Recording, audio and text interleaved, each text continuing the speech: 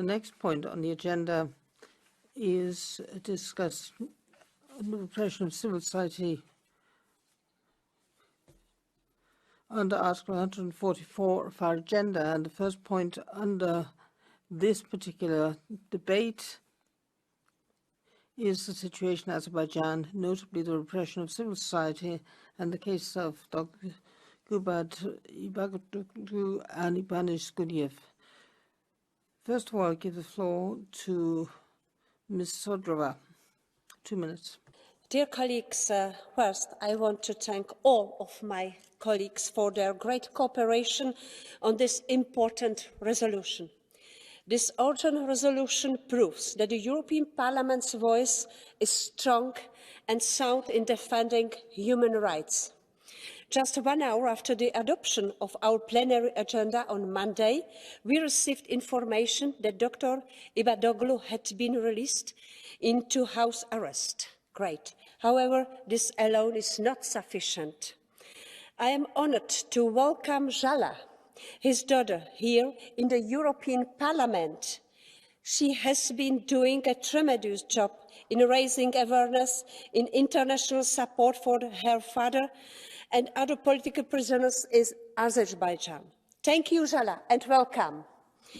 I hope you will meet your father soon once the travel ban will be lifted.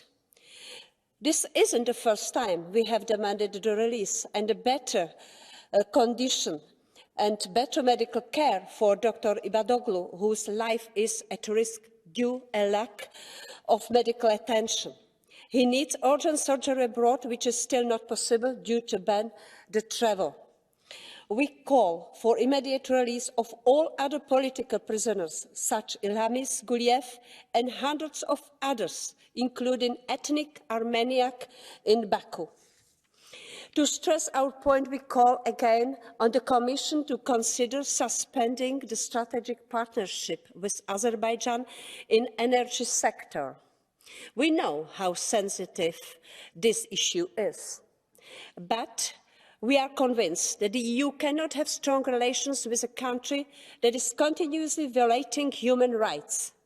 Any further partnership agreement must be conditioned on the release of all political prisoners and the improvement of the overall human rights situation in the country. Thank you for supporting this important resolution. Thank you. Als nächstes hat das Wort. The next speaker is Mr. Matthias Ecken. 1 minute. Thank you very much. Ladies and gentlemen, in September of last year, we called for the release of Gubad Ibadoghlu, and he was actually released for 1 month, and his health is very bad, and he's been kept without access to medical care and virtually no contact with his families. Now, this way of getting rid of anybody who criticizes you is something that we've seen. We've got Wistemgor and Ramilev who works for ZTF. These are brave people who want to take the fate of their country into their hands and want to explain the situation. They end up in prison, and we have a number of levers to work on Azerbaijan. We've got a strategic partnership on energy, other partnerships in the future. Let's use these levers. There should be no partnerships before we have the release of the political prisoners. We need to revise the energy partnership urgently. The next speaker is Mr. Astrichius. Dear colleagues, internationally renowned economist Gubad Ibadoghlu spent 9 months in prison and was only released to house arrest at the start of this European Parliament session. Interesting. Today, his daughter, Jala, is visiting the European Parliament to ask for our continued support to enable Dr. Gubad to receive a life-saving operation in Germany. Thank you, Jala, for your commitment. Thank you. Human rights activist Ilhamiz Guliyev could spend 12 years in prison after revealing how police planned incriminating evidence against government critics. Mass persecution of independent media, such as Abzas Media, and members of civil society continues. Last week, Melis Info, the Azerbaijani parliamentary monitoring platform, was targeted. The Azerbaijani authorities have chosen a model of a controlled society, dominated by the institution of a presidency and benefiting highly, by the way, from a power of energy resources. I call on the European Commission to take immediate steps to protect human and political rights in Azerbaijan, and definitely our so-called strategic partnership with Azerbaijan must be reviewed. Thank you. Thank you, colleague. Next speaker is our colleague Marketa Gregorova. Dear colleagues, it is with sad honor to dedicate my last speech in this room in this mandate to human rights and to civil society in Azerbaijan. I have met today with Zela Bayramova, daughter of Dr. Ibadoghlu, listening to her father's hardship. And after negotiations with other members of the parliament, I have no doubt we realize how catastrophic has the situation become since last autumn for journalists and human rights defenders, such as Mr. Ibadoghlu and Mr. Guliyev. But I guess the governments of our countries and the Commission do not realize it, given they still consider Aliyev a strategic partner. The Memorandum of Understanding with Azerbaijan should be suspended. And we cannot consider Azerbaijan to host COP29, where we will send all sorts of civil society representatives.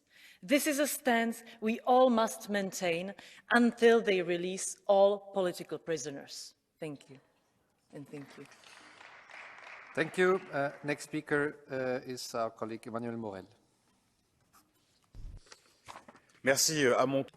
Thank you very much. I, in turn, should like to salute a daughter of Gubad Ibadoghlu, a renowned economist, a peace activist who has just spent a year in Azeri jails on trumped-up charges, inhuman, degrading treatment that he was subjected to in prison, harmed his health so much that eventually his sentence was commuted to house arrest, but the sentence remains. Now, this is a country in which we entered into a pact in 2003, but is right down at the bottom when we come to the freedom index, well behind Russia and Belarus when it comes to public freedom. So really you've got double standards reaching a culmination in Azerbaijan.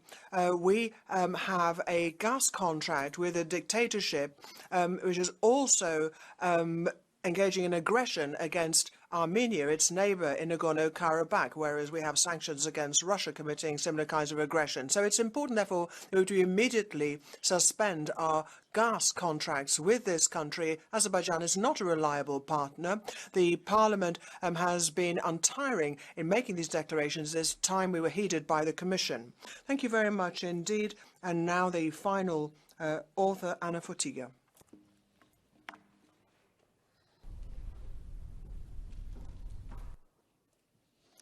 We stand by political prisoners all over the world. So we are happy that it was considerable easing of conditions of Dr. Ibadoghlu. Yet I would like this time to raise another topic. There is a time of negotiations between Armenia and Azerbaijan, very delicate and a time that we count on positive effect. And there is also almost the election time in whole Europe. So I urge my colleagues to be very cautious in exerting pressure on one side of these negotiations. Thank you. Vielen Dank, Frau Kollegin. Thank you very much. And now in the debate, first of all, Anja Hager. Dr. Gubad Ibadoghlu en Ilhamiz Guliyev die zijn op politieke gronden vastgezet. In Azerbaijan, like a number of Armenian prisoners of war, we've heard that Mr. Ibadoghlu has been released just after the resolution that we're discussing this evening was placed on the agenda. So pressure helps, but he's only been provisionally released, and the other political prisoners are still in prison. So I'd like to stress a couple of things this evening. First of all, Dr. Ibadoghlu needs medical aid urgently. He needs to go to Germany for an operation on his aorta. It can't be done in Azerbaijan, but he's not being allowed to travel. Can I urge you, the countries, to discuss with Azerbaijan, not tomorrow, but immediately, because he needs to be operated on in Germany, and stop working with the regime in Baku, stop the energy partnership. There is no respect for human rights. We've got political prisoners being kept under terrible conditions and prisoners of war